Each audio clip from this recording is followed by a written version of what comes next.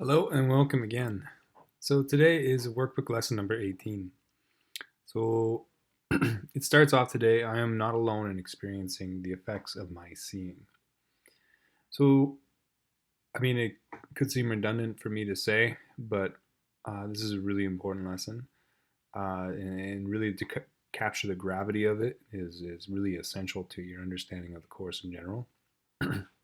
So if nothing else, it's a really good reminder of what the way everything works in the world.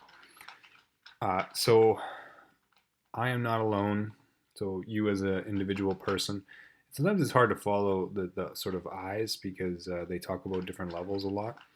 But this is individual. I am not alone in experiencing the effects of my seeing. I think also recognize that cause and effect are inexorably connected.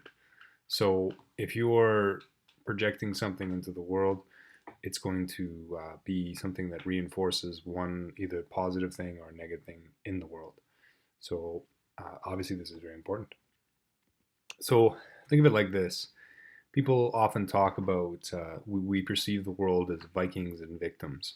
And I know this is a Spartan, so it doesn't really help that analogy, but the basic premise is that we all think of ourselves as these people that are on these sort of holy battles.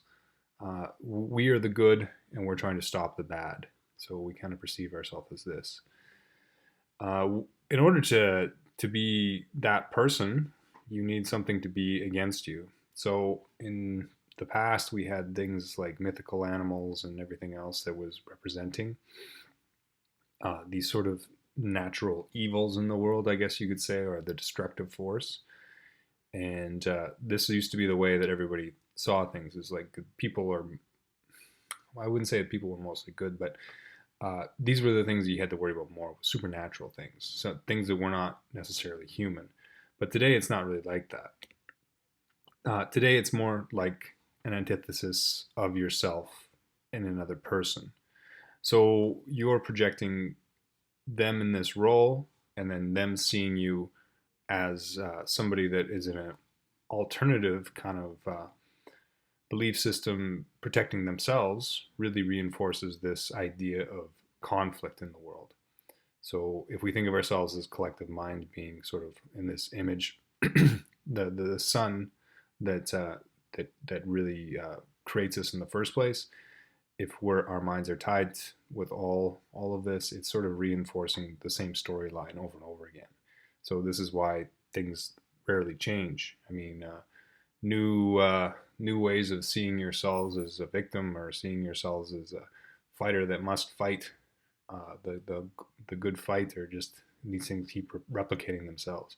And since we see the world differently as everybody else, they will keep replicating themselves. So keep in mind, this is how it works, right? And then our image in here is going to be seen by everybody. So all these people, well, besides our gentleman that is meditating here, sees these conflicts, and this sort of maintains this sort of vacillation between two extremes. So this person viewing the person that we showed before as the ego identified person, which is identifies as embodied over here, and then going back to this one, there's sort of this vacillation of victim Viking, victim Viking, victim Viking, and they kind of recreate each other, right? So I think that's why the mirror images that we gave before, how the one mirror bounces around the same image, is really apt. And I think it is really the best way to conceive this. And I've been sticking with that now for a couple months, and I really haven't seen a major hole in it yet. So I think it's going to eventually come where, obviously this analogy is not going to work for everything, but right now it's really working well so far. And I was just kind of trying it out, so I'm glad that it seems to be working so far. But we'll see how it adapts as things change. So generally, we have all these divergent lines everywhere. We kind of talked about this image before as being sort of two opposites in the world doing the opposite of each other. So remember we were talking about they take two photons, one does this opposite, the other one does the other opposite, and they respond instantaneously to each other. And really, the answer to this situation is rather simplistic, is to join cause. So, like two hands that come together to clap, once they joined in a cause, a unified cause, then this is no longer a problem.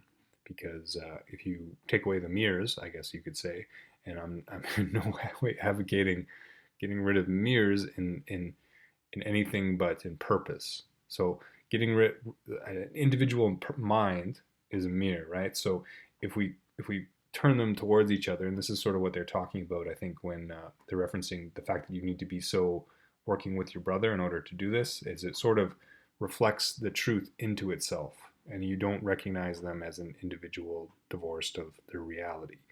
You try to recognize them as the image of Christ. So that's what we're trying to do here, right? And the book will say many times that with this image, the image of Christ is supposed to be what is showing us that we're perceiving truth. Because if we see anything else, we're just reinforcing the belief system that we already had, which is seeing people as Viking and victims and fighting each other all the time. By the way, Viking and victim is a term I heard in Brené Brown's book. I should give credit for her to use that. I'm not sure if it was originally her quote though, but anyway, that's where it came from. So today, I am not alone in experiencing the effects of my seeing. So, like I say, these mirrors reflecting the image reinforce the image as an image. So it reinforces the sort of smokescreen image that we sort of show as a film, right? So that's a story, but once you look into each other as truth, then you sort of short circuit the system. So you join in purpose, and that sort of closes the separation of the light, or the perception of separation between two individuals. So the idea for today is another step in learning that the thoughts which give rise to what you see are never neutral or unimportant. So you're either reinforcing the system as it is, or you're reinforcing the truth. It also emphasizes the idea that minds are joined, which will be given increasing stress later on. Today's idea will not refer to what you see as much as how you see it. Therefore, the exercises for today emphasize this aspect of your perception.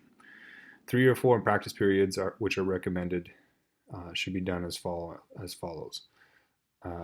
Look about you, selecting subjects for the application of the idea for today as randomly as possible, and keeping your eyes on long enough to say, I am not alone in experiencing the effects of how I see. Blank. So whatever you're looking at, I'll say that pen. I am not alone in experiencing the effects of how I see the pen. And then you're reinforcing, I mean, it seems like a rather innocuous thing, but you're reinforcing an image that still isn't true, right? These are all these non-neutral elements of the world, and that's what some of the early lessons were kind of highlighting, is that there's nothing really neutral. Conclude each practice period by repeating the more general statement, I am not alone in experiencing the effects of my seeing. And it looks like I forgot to